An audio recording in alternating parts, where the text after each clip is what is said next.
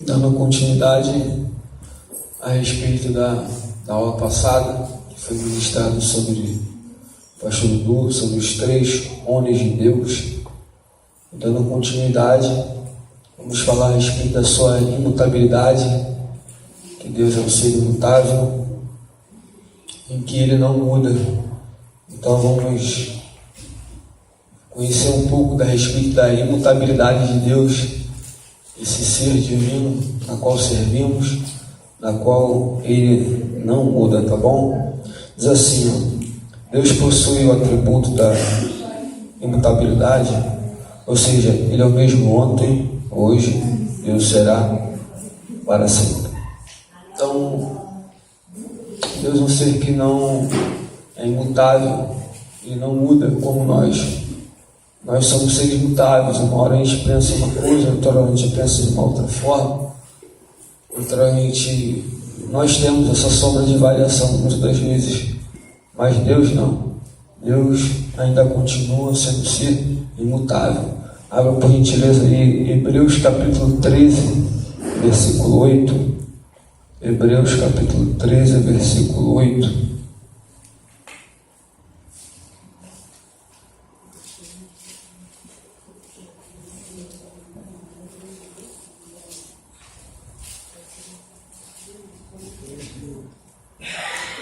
Hebreus capítulo 13, versículo 8. Quem achou, por favor, leia. Porque Jesus é o mesmo ontem, hoje e eternamente. Exatamente, ele não muda. Certo, irmãos? O nosso Senhor, Ele não muda, nem no passado, nem no presente, nem no futuro.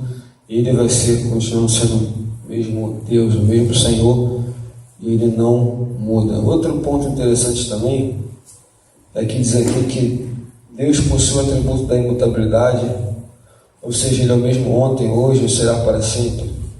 Aí ele cita aqui uma passagem de Tiago, no capítulo 1, versículo 17, que diz assim: toda boa dádiva e todo dom perfeito vem do alto, descendo do Pai das luzes, em que não há mudança nem sombra de variação.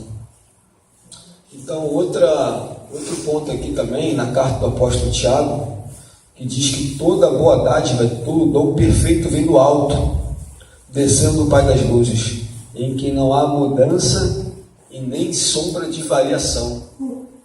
Então você vê que a Bíblia, ela vai nos guiando e vai nos apontando a respeito do Senhor Deus, em que não há sombra e nem variação nenhuma. Ou seja, tudo aquilo que Deus concede as suas dádivas, dons espirituais, enfim, que vem do alto dos Pais das luzes, não há sombra de variação nenhuma. Amém, irmãos? Outra passagem também que diz em Malaquias 3, capítulo 6, porque o Senhor não muda, mas tu és o mesmo e os teus anos nunca terão fim. Também Salmo 102, versículo 27. Na passagem de Malaquias diz, porque o Senhor não muda, e é por causa das suas misericórdias que Israel não foi consumido.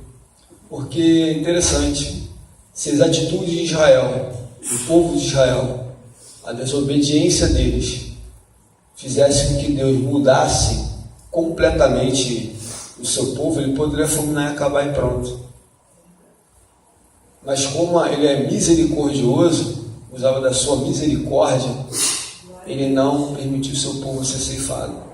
Podia muito bem, com o seu ato de justiça, Deus poder ir lá e fulminar o seu povo. Porque o povo pecava contra Ele, fazia o que era mal perante os olhos do Senhor. Deus poderia fazer, mas Deus, Ele não muda, porque tem a sua misericórdia, e a sua misericórdia é a causa de não sermos consumidos. Amém? Outro texto também diz aí, mas tu és o mesmo, e os teus anos nunca terão fim. Salmo 102, versículo 27. E texto de Hebreus também, mas tu és o mesmo e os teus anos não acabarão. Em sua perfeição, Deus é eternamente o mesmo. Então, várias passagens que citamos aqui, para mostrar que o nosso Deus, Ele continua sendo o quê? Sendo o mesmo. Ele não vai mudar. Agora, Deus, por ser imutável, não significa que Ele pode mudar o seu propósito. Deus pode mudar o seu propósito. Por exemplo, quando você percebe no texto de Gênesis, se não me engano, no capítulo 5, capítulo 6, a respeito da nação, do povo, do ser humano lá, naquela época lá. Eles estavam fazendo o que era mal perante os olhos do Senhor, a terra estava cheia de violência. Deus ia destruir a terra. Por que Deus não destruiu de imediato? Porque ainda tinha um justo. Porque diz a Bíblia que Deus falou assim, que Deus havia se arrependido de ter feito o homem. Interessante que Deus não se arrepende como o homem se arrepende. Deus não faz uma coisa, me arrependi de ter feito aquilo, poxa, me arrependi de toda aquela bênção, porque se eu soubesse aquela bênção que eu ia dar esse desgraça, era melhor nem ter dado. Deus não pensa como a gente pensa. Entende, irmãos? Então Deus não tem aquele sentimento de arrependimento como o nosso. Ele simplesmente muda os seus propósitos, a sua vontade, a sua maneira.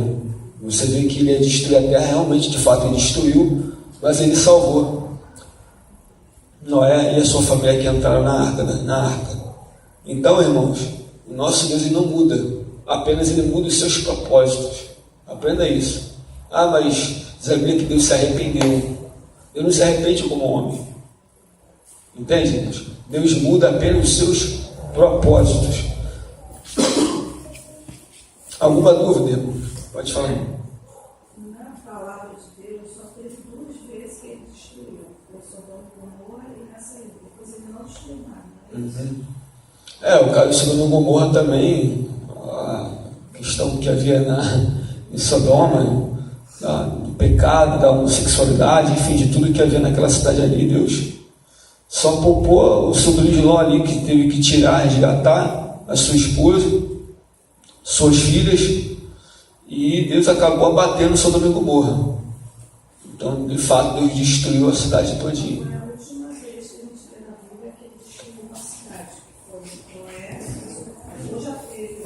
Então, teve a questão da destruição de Jerusalém, por permissão de Deus, e quando o povo de Israel, o povo de Judá e Benjamim, que era o reino do sul, e tinha o reino do norte, que era as 10 tribos. Deus permitiu a destruição de Jerusalém, destruiu o templo, permitiu os babilônios saquear os tesouros, enfim, tudo, por causa da desobediência do seu povo. Entendeu, meu irmão? Maravilha? Vamos lá, não se deve interpretar a imutabilidade de Deus como significando que suas ações não admitam mudança ou variação alguma. Nós entendemos que Deus é imutável, mas não significa que Ele também pode mudar os seus propósitos. Deus é um ser imutável, ou seja, Ele não muda, mas não significa que Ele pode mudar o percurso de algum propósito dele. Lembra de Gênesis capítulo 6? Deus se arrependeu de ter feito o homem, e Ele destruía toda a terra, mas quando Ele olha para a terra, Ele observa quem? Noé. Abra lá, por gentileza, lá Gênesis capítulo 6.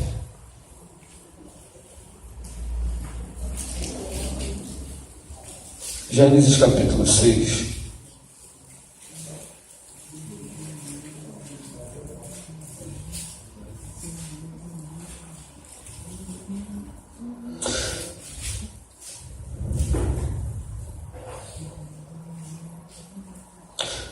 Capítulo 6, versículo 5. Diz assim: viu o Senhor que a maldade do homem se multiplicara sobre a terra, e que toda a imaginação dos pensamentos do seu coração era má continuamente.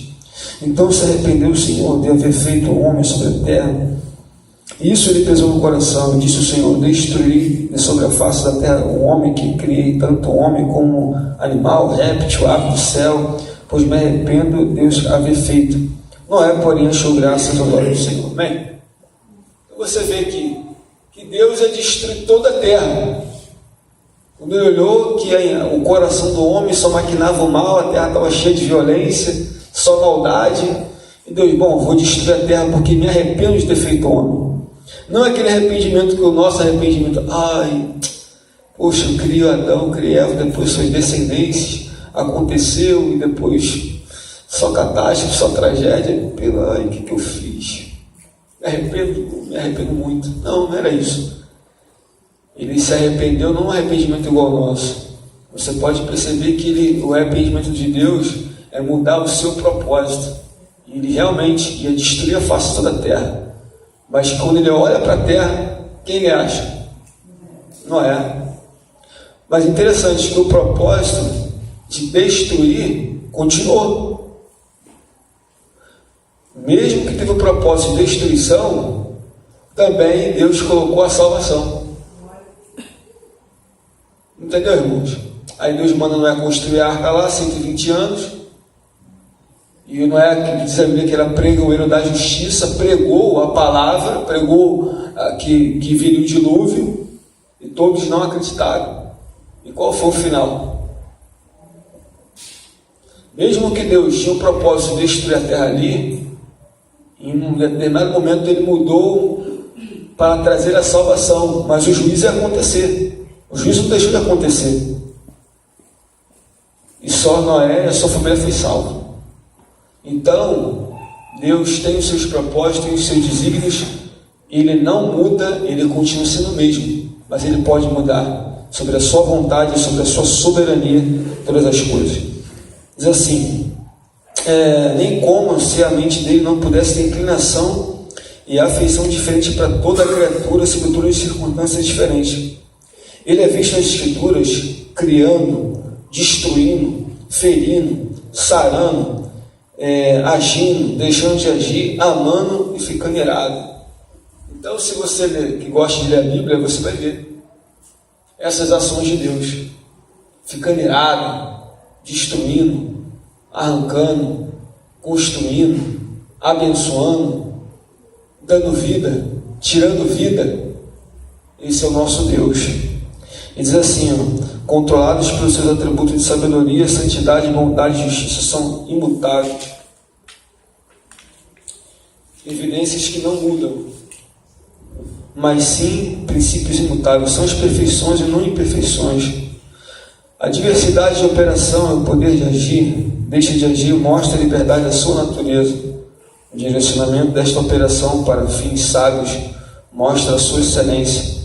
Dessa forma, na linguagem das Escrituras, ele se arrepende de um castigo predito ou de um processo sem mostrar misericórdia.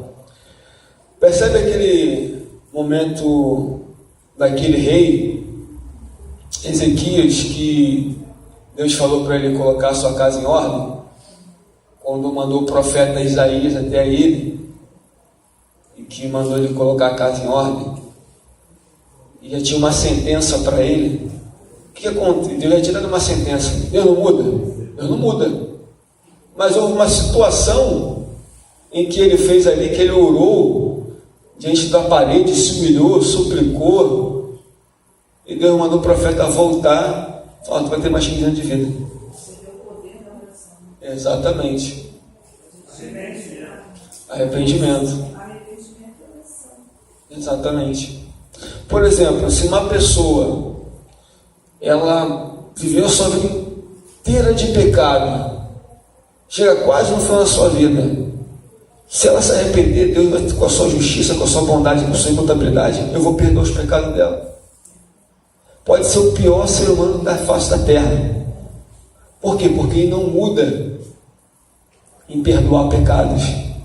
Ele não muda, por exemplo, eu vou perdoar aquela pessoa que tem menos pecado do que aquela pessoa que tem mais pecado. Eu vou perdoar aquele ser humano ali que não fez tanta maldade, mas se arrependeu, e aquele que fez muita maldade, não vou perdoar. Então, no perdão de Deus para o arrependimento é para todos. Então você vê que não há acepção de pessoas quanto à vida que ela praticou, o que ela fez. Mas se ela se arrepender, Deus, como é um ser imutável na palavra, ele vai lá e perdoa. Exatamente. Exatamente. Exatamente. Teve oportunidade. Naquele momento da morte. Entendeu? Por isso que é bom o trabalho em hospitais, velho. A gente, quando fazer esse trabalho, a gente, pela misericórdia do Senhor, no momento de morte, muita gente aceitou Jesus. Esse trabalho no hospital, a gente está orando para voltar. Quantas almas, a missionária dizendo aqui, a gente sabe. A gente ganhando para Jesus, naquele momento ali, a gente sabia que a pessoa, entendeu? O Satanás querendo ceifar a vida, e a gente está aqui, ó. É muito importante esse trabalho. Então você vê que para algumas pessoas Deus até dá a oportunidade de permitir pessoas chegarem a se aproximar dela e levar o Evangelho. E mesmo que o estado daquela pessoa, olha só, Deus, que acabou de ler aqui, Deus pode curar, pode sarar, pode. Ele não pode, porque está na sua palavra, não podia curar o enfermo que está no hospital. Mas se ele também não quiser curar, ele também pode. Mas a maior bênção que o homem pode receber é a salvação. Então, como a missionária aqui, a irmã foi lá, levou o Evangelho para algumas pessoas enfermas, Deus, pela sua graça, pela sua bondade, queria salvar o quê? A alma da pessoa. Ainda que ela até morra com aquela enfermidade, mas a alma vai ser salva. E o mais importante é isso, irmãos. Ah, mas a Bíblia não fala que Ele levou sobre si as nossas dores, as nossas doenças, as nossas enfermidades? Mas se o propósito daquela pessoa que está no leito ali, que Deus permitiu ela até por leito, de preparar e levar ela, e aí? Exatamente. Ou às vezes você fala que aceita Jesus ali, e quando você é no hospital, volta às mesmas práticas. Então Deus, irmão, entendendo uma coisa, Deus ele sonda o mais interior do coração do homem, irmãos. Ele sonda lá, ele penetra lá na intenção do coração do homem. Se realmente, se ele abençoar aquela pessoa ali, se ele curar, pô, ele vai ficar na minha presença. Poxa, ele vai ficar na minha presença não. É melhor salvar a alma da pessoa do que deixar ela prolongar mais anos de vida aqui na terra, aqui, vivendo debaixo de pecado e no final perder a salvação. Então Deus tem os seus propósitos, tem os seus desígnios para cada um. Amém? Deu para entender, irmão, a respeito da questão da imutabilidade de Deus? Deu para entender, irmãos? Que Deus não tem variação de sombra, que Deus não oscila, que Deus é um ser que não muda, tá bom? Outro ponto também aqui, vamos falar a respeito da sabedoria de Deus, da sabedoria que diz assim, à primeira vista a sabedoria de Deus parece estar incluída no atributo da onisciência. Quem sabe o que significa onisciência? Alguém sabe o que é onisciência? Onisciência seria que Deus conhece as coisas de antemão. Ou seja, antes de acontecer alguma coisa, Ele já sabe o que vai acontecer. O único ser que possui esse poder da onisciência é o nosso Deus. Que foi até ministrado aqui para o pastor Lugu. A onisciência de Deus, Ele sabe de tudo de antemão. Mas aqui, no caso aqui da sabedoria é uma coisa, e ciência é outra coisa. Tá bom, irmãos? Só para distinguir aqui. Diz assim, mas há uma diferença entre a ciência e a sabedoria. A ciência é o conhecimento, enquanto a sabedoria é o uso correto do conhecimento. Às vezes a gente pede para ser uma pessoa sábia, em determinada área, em determinados assuntos, ser um cara muito sábio, muito safo. Mas a sabedoria é nada mais simples do que termos o conhecimento para aplicar a sabedoria, só isso. Se você tem o conhecimento de certo assunto e você estuda aquilo ali, você vai ter sabedoria para poder falar aquele assunto. Então, sabedoria é isso. Como é que você vai agir com sabedoria em determinado assunto da sua vida? Tendo conhecimento. Você vai agir com sabedoria. Então, conhecimento é uma coisa, sabedoria é outra. A sabedoria que nós praticamos é mediante o que? O conhecimento. Entendeu, irmãos? A sabedoria que você pratica é mediante o que? A leitura da palavra. Como é que você quer tornar uma pessoa sábia? Leia a Bíblia. Você adquire o conhecimento, você vai praticar a sabedoria. Porque sabedoria é a aplicação do conhecimento. Entendeu, irmãos? Então existe a diferença de conhecimento e a diferença entre o que? Sabedoria. Diz assim, em algumas passagens da Bíblia, podemos observar a distinção. Abra aí a primeira carta do apóstolo Paulo aos Coríntios, capítulo 12. Primeira carta.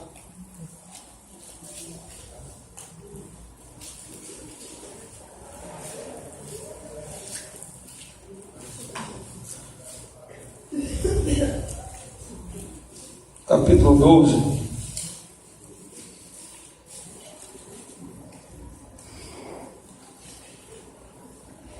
Capítulo 12, versículo 8. Quem achou, por favor, leia. Primeira carta do apóstolo Paulo aos Coríntios, capítulo 12, versículo 8. Porque a uns pelo Espírito é dada a palavra da sabedoria, e a outros pelo mesmo Espírito a palavra da ciência. Olha aí, ou conhecimento. Então você percebe a distinção entre a sabedoria e o quê? E o conhecimento. Aqui, o apóstolo Paulo fala a respeito dos dons espirituais, que são 9 aqui. Dom de discernimento de espírito, dom de línguas, dom de interpretação de línguas, dom de curas, dom de maravilhas, dom da fé, dom da palavra da sabedoria do conhecimento, da palavra do conhecimento, dom da palavra da sabedoria. Então você vê que há uma separação, até nos dons espirituais. O dom o quê? Da palavra do conhecimento e o dom da palavra da sabedoria. Então você vê que tanto conhecimento e sabedoria são coisas diferentes ali. Há uma separação, até nos dons espirituais. Tem pessoas que têm o dom do conhecimento, mas não têm o dom da sabedoria.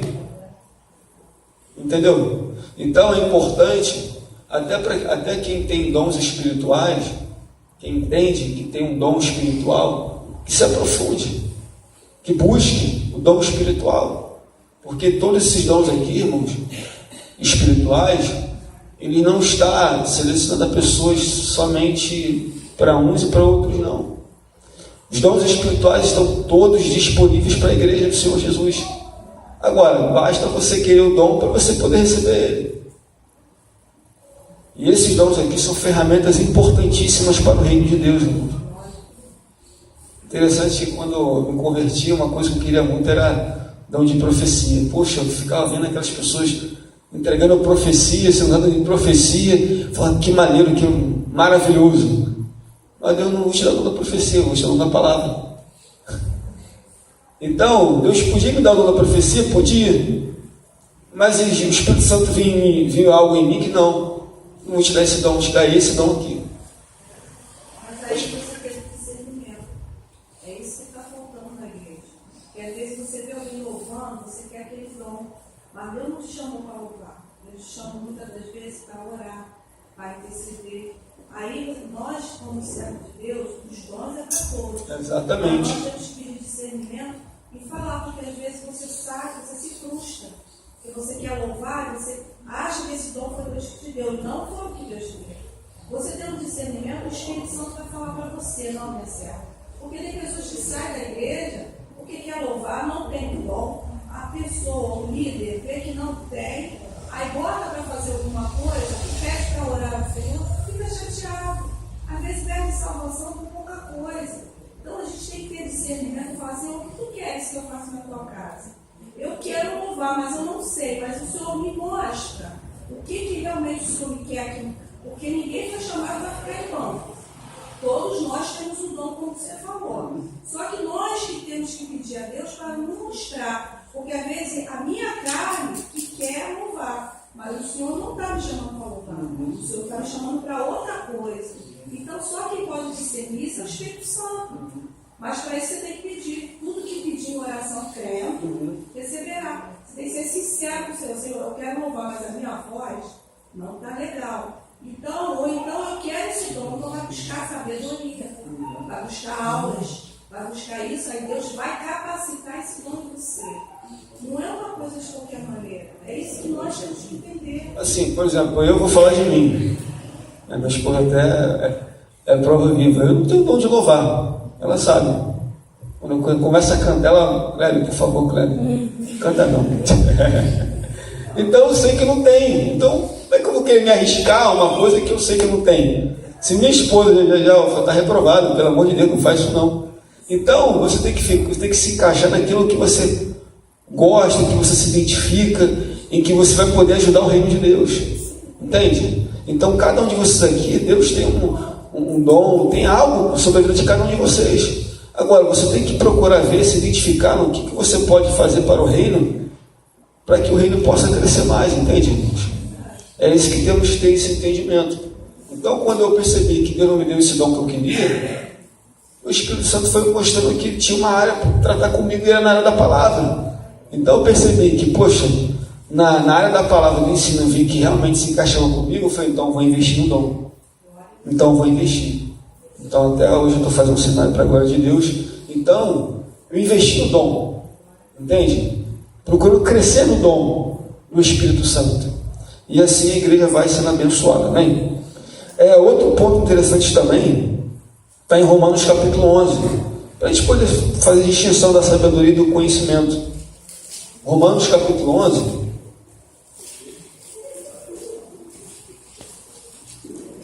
Romanos capítulo 11, versículo 33. Romanos capítulo 11, versículo 33. Quem achou, por favor, leia. Ó profundidade das riquezas, tanto da sabedoria como da ciência de Deus. Quão insondáveis são os seus juízos, e quão inescrutáveis os seus caminhos. Você vê, a profundidade das riquezas, tanto da sabedoria como do conhecimento.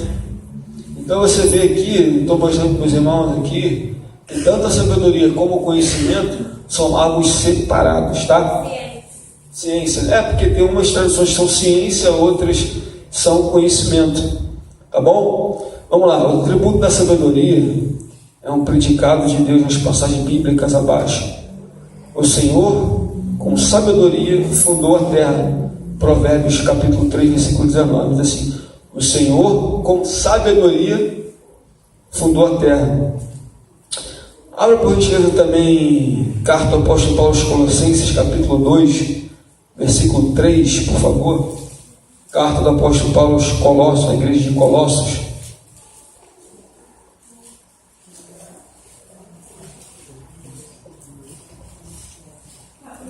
Capítulo 2, versículo 3.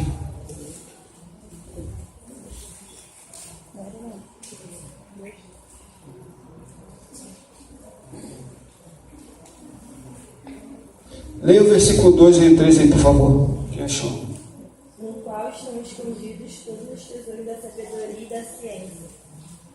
Olha aí. Agora o versículo 2 aqui, ó. Combato para que com o coração dele sejais consolado, estejais unidos em amor, enriquecidos da plenitude da inteligência, para o conhecimento do mistério de Deus, a saber, Cristo, em que estão ocultos todos os tesouros da sabedoria e da ciência, ou do conhecimento. Ou seja, em Cristo está lá oculto tanto que a sabedoria como o conhecimento. Amém? Outra coisa importante também diz aqui: ora, o Rei dos séculos, imortal e invisível, ao único Deus seja a honra, a glória para todo sempre, para que agora pela igreja e a multiforme sabedoria de Deus seja conhecido os principados e potestades nos céus. Ao único Deus Salvador nosso, por Jesus Cristo nosso Senhor, seja glória, majestade, domínio e poder antes de todos os séculos, agora e para todo sempre. Este atributo divino se manifesta em todas as obras de Deus, ou seja, a sabedoria, na criação, na providência, na redenção. Se olharmos para a criação que nos rodeia, veremos em toda parte não só evidência da sabedoria infinita na estrutura das coisas e de suas propriedades, mas também uma adaptação. Então você percebe que em toda a criação de Deus, Deus construiu, arquitetou, fundou a terra, alicerçou, enfim, tudo nesse ser que é o nosso Deus, que criou tudo com sabedoria. A Bíblia diz: se você tem falta de sabedoria, peça a Deus, que Ele está de forma o quê? Liberada. Se você tem falta de sabedoria, peça a Deus, que Ele vai te dar de forma o quê? Liberada. Amém, irmãos? Amém? Amém. Presta atenção aqui, irmãos. Amém? Amém? Outro ponto interessante também é que a respeito da sabedoria divina, que Deus pode conceder sabedoria. Se você pedir crendo com fé, você pode receber, onde está escrito na carta do apóstolo Paulo Tiago. Diz também que a sabedoria de Deus também era Cristo. Abre aí, por gentileza, aí, primeira carta do apóstolo Paulo aos Coríntios, capítulo, primeira carta.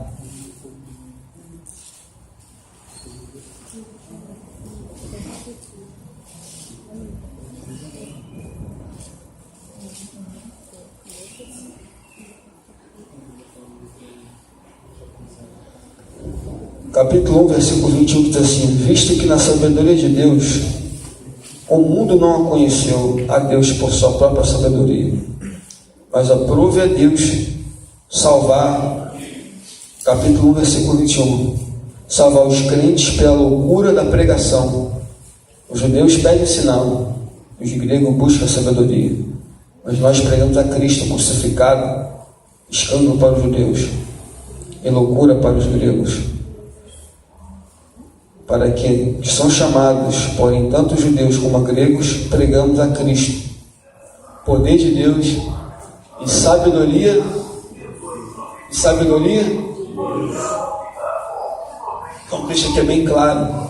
Diz aqui, visto que na sabedoria de Deus, o mundo não conheceu a Deus por sua própria sabedoria.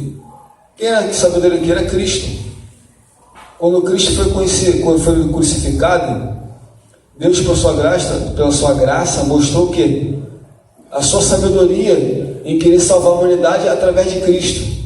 Mas o mundo não conheceu a sabedoria de Deus naquele ato que ele fez de uma forma sábia, que era Cristo Jesus. Então, nós somos salvos pela loucura da pregação do Evangelho, pela pregação da cruz, e que é loucura para um, escândalo para outro. Os judeus buscam sinais, os gregos buscam sabedoria, mas nós pregamos a Cristo crucificado. Então, o Cristo crucificado foi uma forma sábia que Deus fez de atrair o quê? De atrair o homem. Entendeu, irmãos?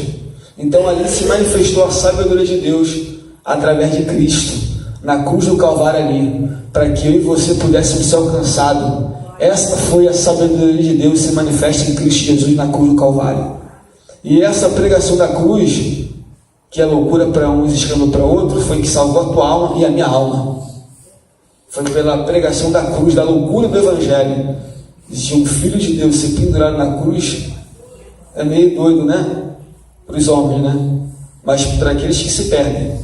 Mas para nós é salvação. Para aqueles que acham que é loucura o que Cristo fez, infelizmente não aceitar, vai se perder. Mas nós que cremos, é poder de Deus e é o que? Salvação. Então a forma de Cristo ir para a cruz do Calvário, para muitos é loucura, mas para nós obteve o que? A salvação eterna. Amém, irmãos? Alguém quer falar alguma coisa? Quer falar alguma coisa, irmãos? Falamos a respeito da imutabilidade de Deus, da sabedoria de Deus. Agora vamos falar a respeito da sua verdade, tá bom? Outro ponto importante também aqui, a respeito da sua, não só a sua natureza divina e como ele se manifesta, mas também vamos falar a respeito da verdade de Deus, que é um ser de que verdadeiro, é um ser que não há trevas, não há mentira, não há engano. Deus é um ser verdadeiro, amém? Que são os seus atributos morais. A verdade é atribuída a Deus nas Escrituras, mas muitos teólogos consideram a manifestação um atributo de santidade. Como a verdade é um bem moral e a falsidade um mal moral, é como a santidade incluísse no bem moral. Ou seja, a santidade é uma coisa e a verdade é outra coisa. Mas aqui diz que a verdade está inclusa o quê? Na santidade de Deus. E verdade é uma coisa o quê? Moral. Uma das... como é que eu posso explicar assim? A moralidade de Deus é a sua que é só a verdade. Entendeu, irmãos? A verdade, santidade, verdade. Deus é o que? É um Deus santo. E nesse Deus santo, ele também é o que? É verdadeiro. Então, aqui na aula dessa manhã, a gente estamos falando a respeito dos atributos do Senhor, e um deles é o que? É a verdade. Deus é um ser verdadeiro. Amém? Diz assim, porque se ele fosse um ser mentiroso, ele atingiria a sua pessoa moral. E sabemos que ele é um Deus verdadeiro, em que não há trevas, não há engano, não há nada, mas sim a verdade. Tem um texto da Bíblia Sagrada aí, que está em Êxodo, capítulo 34, versículo de número 6. Abra por gentileza aí, Êxodo, capítulo 34, versículo 6.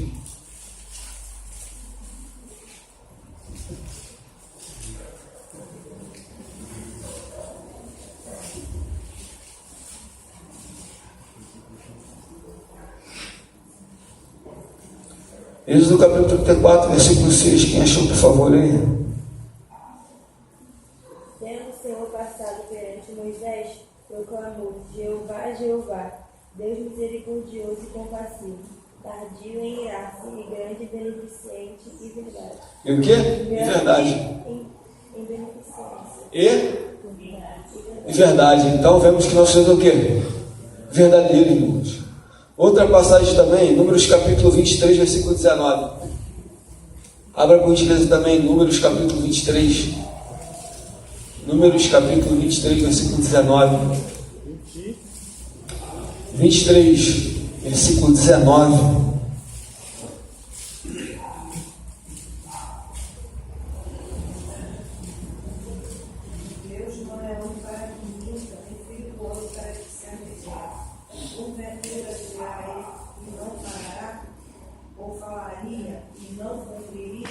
Olha aí. Deus não é homem para o quê? Para que minta. A Bíblia fala que seja todo homem mentiroso e Deus verdadeiro. Deus não é homem para que minta. E nem filho de homem, filho de alguém, para que se arrependa. Por acaso ele falaria e não confirmaria? Então você percebe que nosso Deus, irmãos, é um Deus verdadeiro, em que não há mentira e não mente. O que ele fala, ele cumpre. Entende, irmãos? O que Deus fala, ele cumpre com a sua palavra, porque ele não pode negar-se a si mesmo. Deus é fiel com a sua palavra, com tudo que está aqui, ele é fiel e verdadeiro. Então ele não pode mentir, ele não pode enganar. O homem mente, o homem trapaceia, mente, engana, mas o nosso Deus não engana, não trapaceia, também não mente. Ele fala, ele cumpre. Diz a Bíblia que ele vela pela sua palavra. A sua palavra é a verdade. E é uma verdade, irmãos, que muitos tentam nesse século combater contra ela. Combater contra a verdade bíblica.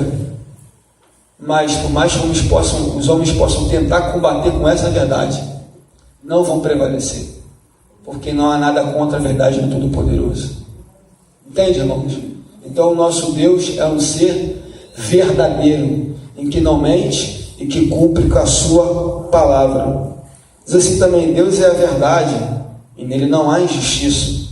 Justo e reto ele é. Aqui estou citando só umas passagens que está aqui, que diz assim, porque o Senhor é bom, de eternidade, sua misericórdia, sua verdade estende-se de geração em geração, e que guarda a verdade para sempre. A tua palavra é verdade desde o princípio. Todas as veredas do Senhor são misericórdia e verdade. A tua verdade ultrapassa os mais altos das nuvens.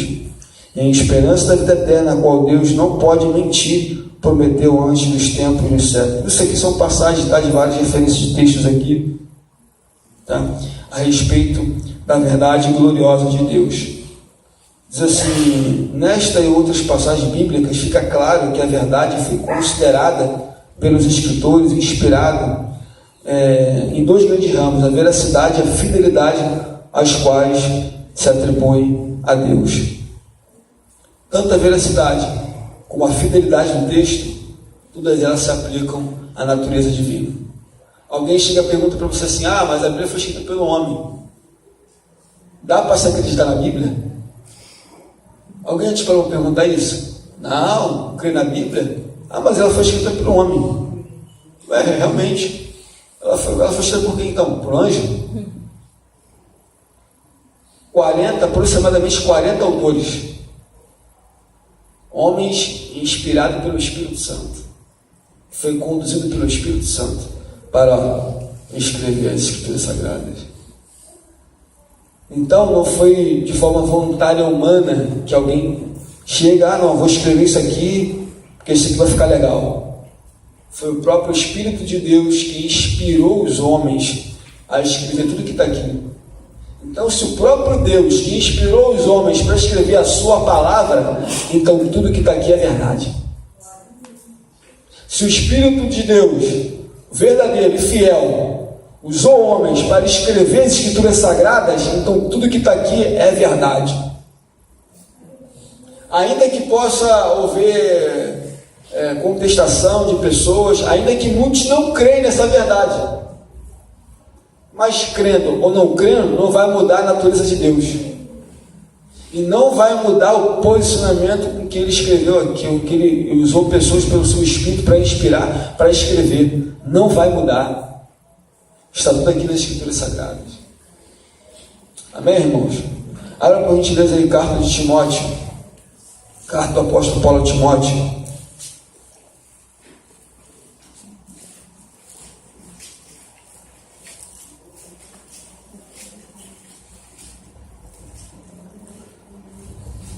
Capítulo 3, versículo 16 e 17.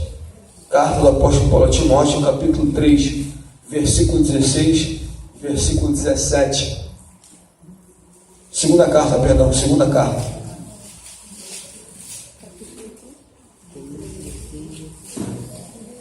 Toda a escritura divinamente inspirada é proveitosa para ensinar, para redarguir, para corrigir, para instruir em justiça, para que o homem de Deus seja perfeito e perfeitamente instruído para toda boa obra.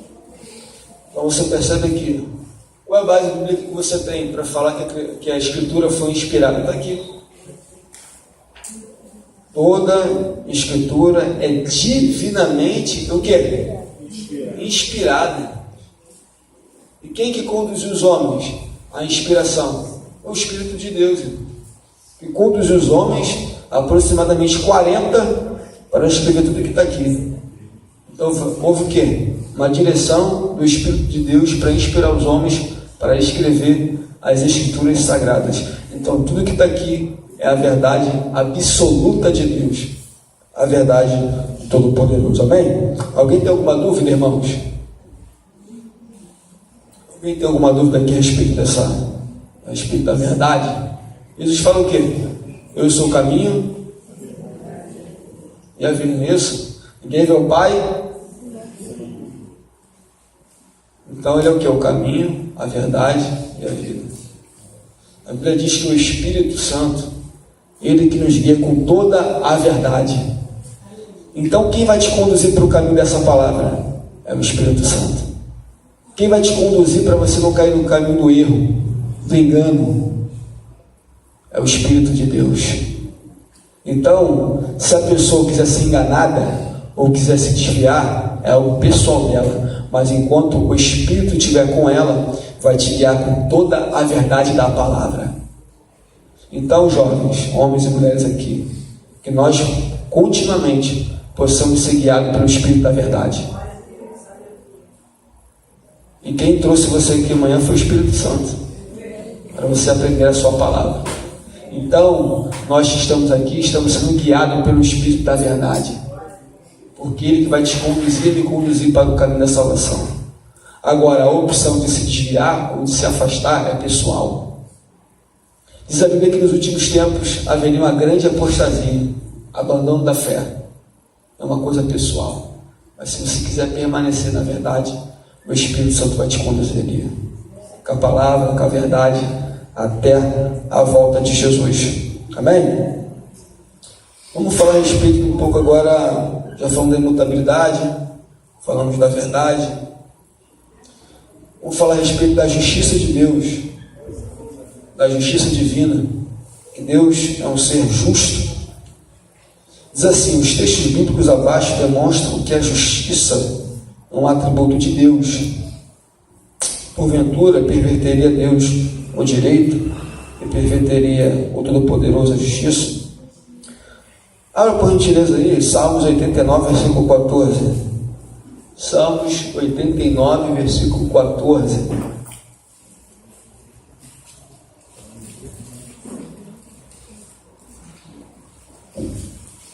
Salmos 89, versículo 14. Justiça trono. Misericórdia e verdade vão adiante do seu rosto. Justiça e juízo são o quê? A base do seu trono. O que é justiça? Justiça é dar a cada um o que é por direito. Só isso. Justiça é dar o que é? É dar a cada um o que é por direito. Então, Deus é o que? É um ser justo.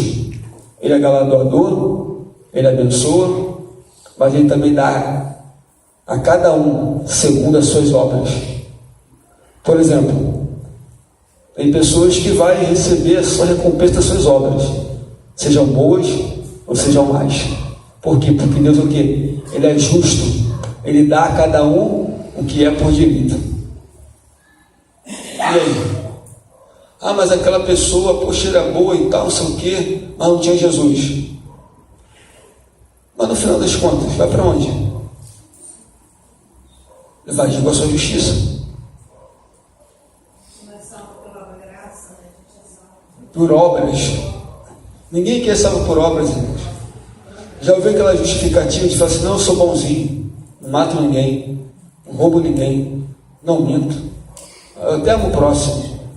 São obras humanas, irmão. Nenhuma obra que eu faço pode alcançar a minha salvação, porque não seria a salvação de Cristo, seria a salvação por obras de mérito. Diz a Bíblia que nossas obras é um trapo de imundícia, e diz que ninguém vai ser justificado perante Deus segundo as suas obras. Se eu chegar para Deus: não, Senhor, poxa, o cara é legal, o cara é família, maneiro, amigo de todo mundo, aqui, ó, Deus vai olhar para as suas obras, né? Mas o que você fez me justifica a salvação. A salvação é justificada pela obra de Cristo. Quando aceitamos a obra expiatória de Jesus, aí somos salvos. Agora, a pessoa pode ser o que for, irmãos, mas se ela querer se justificar pelo que ela faz, achar que vai ser salvo, não vai ser salvo.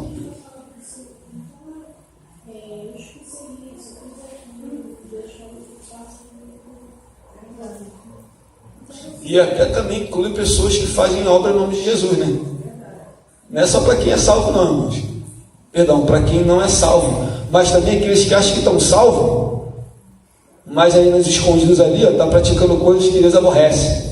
Aí vai chegar naquele igreja e diz: não, mas Senhor, eu fiz tanta coisa no teu nome, Senhor, eu fiz maravilha no teu nome. Assim, ó, nunca te conheci, cara, não te conheço. E aí? Porque ele vai receber segundo o que? As suas obras. Justiça de Deus é o que? É dar a cada um o que é por direito. É só isso. Se a Apocalipse diz, né? Não sei se eu sou corrido, os últimos serão os primeiros. E muito naquele grande dia a gente vai ter uma grande surpresa. Por quê? A gente discursa memória, faz as coisas, às vezes com o coração. Não são discursos no nome de Jesus. Tem que ter a consciência disso. A gente, na presença do Senhor, que a gente tem que diminuir, Ele que tem que crescer. Para que agora crescer dele. Os dons não são nossos, é do Senhor. O talento que Deus dá não é para a gente se engrandecer, é para fazer a obra do Senhor. E quando nós vivemos assim, a gente recorre à salvação. Agora, quando começa a crescer, eu canto muito, eu prego muito, eu faço isso. Acabou. O Espírito Santo já está longe, ó. Há muito tempo. Está ali na carne, porque Deus voltou. Mas a unção já foi. Por isso que é um perigo muito grande, irmãos. É muito perigoso. A manifestação dos dons espirituais, ela é diferente do caráter de Cristo, do fruto do Espírito Santo. E quando a pessoa tem Cristo na vida dela, o fruto do Espírito vai se manifestar com o longo do tempo. A bondade, o amor, a paciência, a fé, a mansidão. Como Cristo está na pessoa, o fruto do Espírito, que é o caráter de Cristo nela, vai se manifestar. Agora, o dom é uma coisa, fruto do Espírito é outra coisa. Entende, irmãos?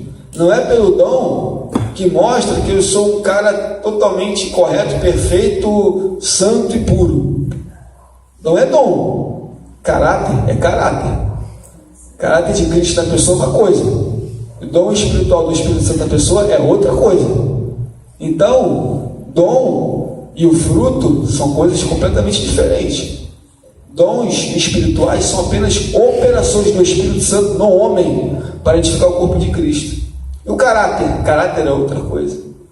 Aí Jesus fala o quê? Pelos frutos se conhece a árvore. Como é que você conhece a árvore? Pelo fruto dela.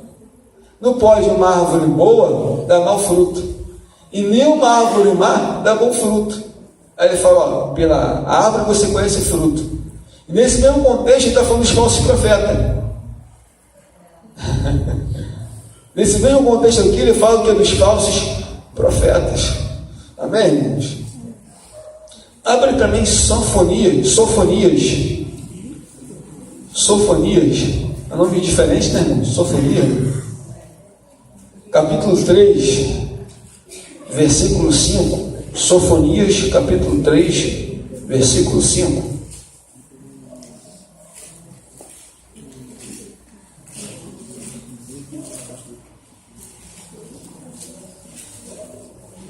Sofonias, capítulo 3, versículo 5. O Senhor é justo, no meio dela ele não comete iniquidade. Cada manhã traz o seu juízo à luz. Nunca falta, mas o perverso não conhece a vergonha. Olha aí, ó, o Senhor o quê? É justo. Então, nós estamos falando a respeito da questão moral de Deus, que Ele também quer ser justo. Tá bom? Abra também Apocalipse capítulo 15, versículo 3. Apocalipse.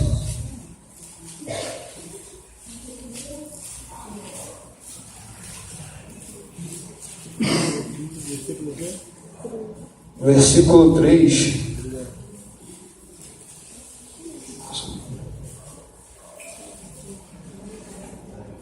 Capítulo 15, versículo 3. Quem achou, por favor, lê?